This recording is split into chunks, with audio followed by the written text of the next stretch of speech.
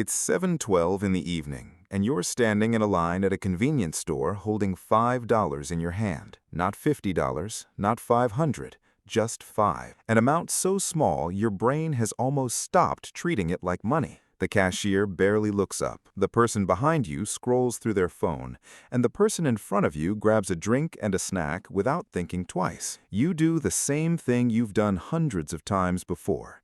And that's exactly what makes this moment dangerous. The financial decision that shapes your future rarely announces itself as important. It almost always arrives disguised as something ordinary, because hidden inside that $5 bill are two completely different futures. One disappears tonight. The other quietly follows you for the next 40 years. The strange part is that if someone asked you which version creates financial freedom, you'd probably guess wrong, because wealth almost never begins in ways that feel impressive. More often, it begins in ways that feel boring. Imagine two people starting their adult lives at 25 years old. They live in the same city, earn roughly the same salary, complain about the same rent prices, and sit in the same traffic every morning. From the outside, their lives look nearly identical. The difference isn't in what they earn or where they work. The difference is what happens to the money that survives the day. The first person spends it, not recklessly and not irresponsibly,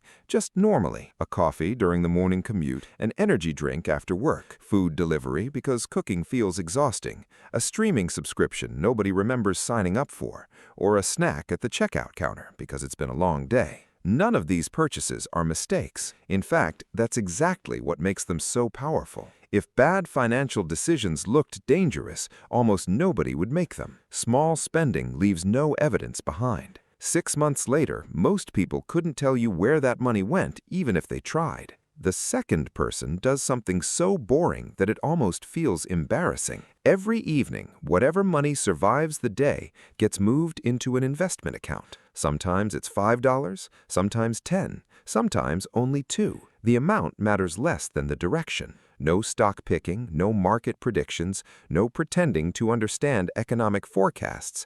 Just ownership in thousands of businesses that already power the global economy through a simple index fund that quietly tracks the market. At first, it feels ridiculous. The balance grows so slowly that it almost feels broken. The first month looks unimpressive. The second month looks even worse. By the end of the first year, the account balance isn't impressive enough to excite anyone. Meanwhile, the internet is full of stories about overnight millionaires. Someone turned cryptocurrency into a sports car. Someone else doubled their money trading options in a single week. Social media makes it look like everyone is getting rich except you. Slowly, your brain starts learning a dangerous lesson, that speed looks intelligent and patience looks foolish. But wealth follows a completely different set of rules. At the beginning, it moves too slowly to care about. Later, it moves too quickly to believe. 5 years pass and the account crosses $10,000. It isn't life-changing money and nobody throws a celebration party.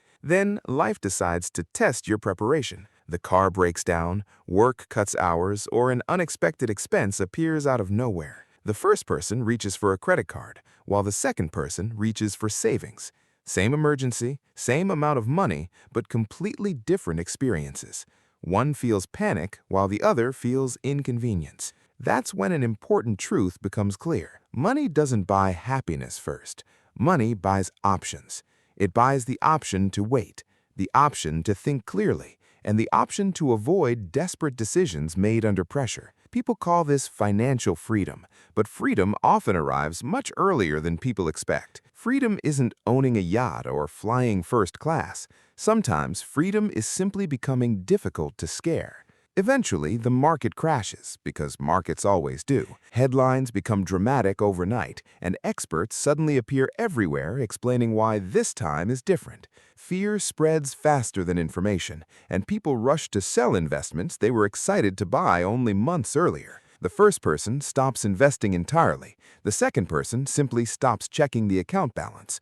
Those decisions sound similar, but they couldn't be more different. One comes from fear, while the other comes from patience. Month after month, automatic investments continue buying assets while prices are lower than they've been in years. No bravery is required, no predictions are required, and no special intelligence is required. The only requirement is refusing to interrupt the process. Years later, those purchases made during frightening times become some of the best investments in the account, not because the future was predicted correctly, but because nobody tried to predict it at all. Then, something remarkable happens. Somewhere around the 15 or 20-year mark, the account begins growing faster than new money is being added to it. For years, you carried the investment account. Now the investment account starts carrying you.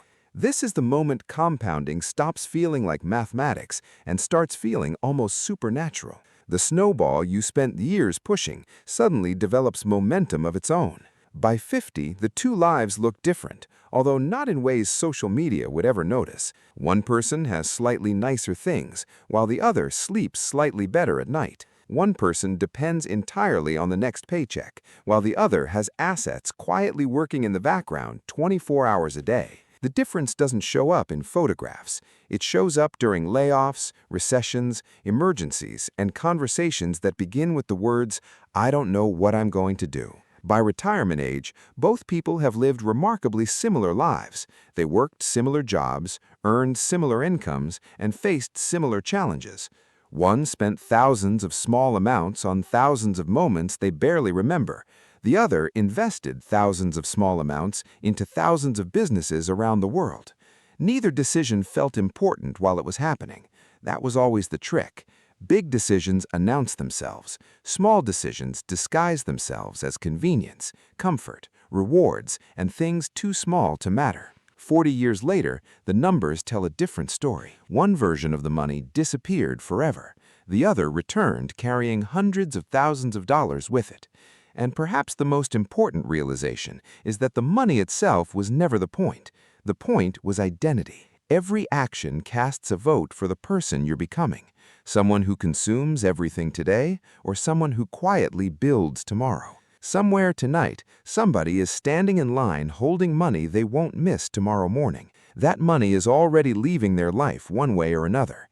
The only unanswered question is whether it leaves quietly and disappears forever, or whether it comes back years later, carrying the future they never realized they were building. Because wealth is rarely created through brilliance. More often, it is created through repetition.